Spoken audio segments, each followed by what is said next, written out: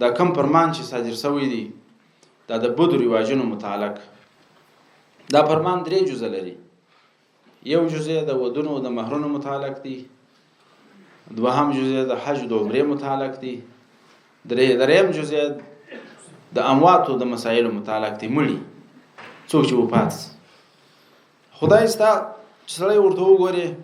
هر مسلمان په ځل کې دا راګرځي چې واقعیت ټول نظام ملت په دغه ستونزه کې راګرځي.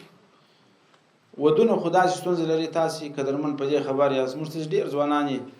په 4 لک او 1 لک باندې واده وکي او 1 لک روپۍ چې برابرې بیا نو ایران ته تللی و کاله ته کاله کله ته مړی کله ته څنګه یلته دا شزم پاتې یار څه وکړه غي وکړه یو ډیره بدرنګي ما بین تراس نو څه ته پاره دا ستې دې چې هغه استاد لورم بي عزتي او هغه مسلمان هم د تنګي سره مخ بیا په دا ولور نو ورسته چې بیا د نور مراسم دي د واده مراسم دي ډوډۍ د خوشي دي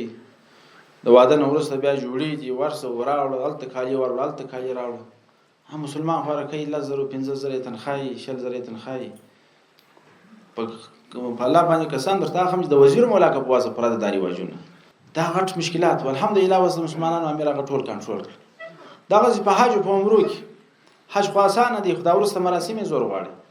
شرالي وزیر راغلی دی چې خو بنو داس سات ورکه والی صاحب راغلی دی هغه ته یو شب دغه برابر کالی جوړوي ابل رئیس صاحب راغلی دی دا خو درجه پر درجه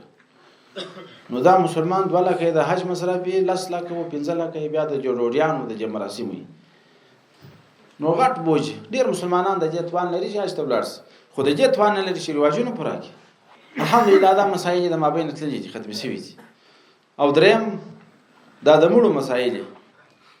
بس د یو چا په کور کې چې مړی اوسو د مړی او د واده نو فرق نه 200 کاسه پر سرخان ناس 300 کاسه پر سرخان ناس ډوډۍ د ډوډۍ وایي لکه د واده د سم مجمع وي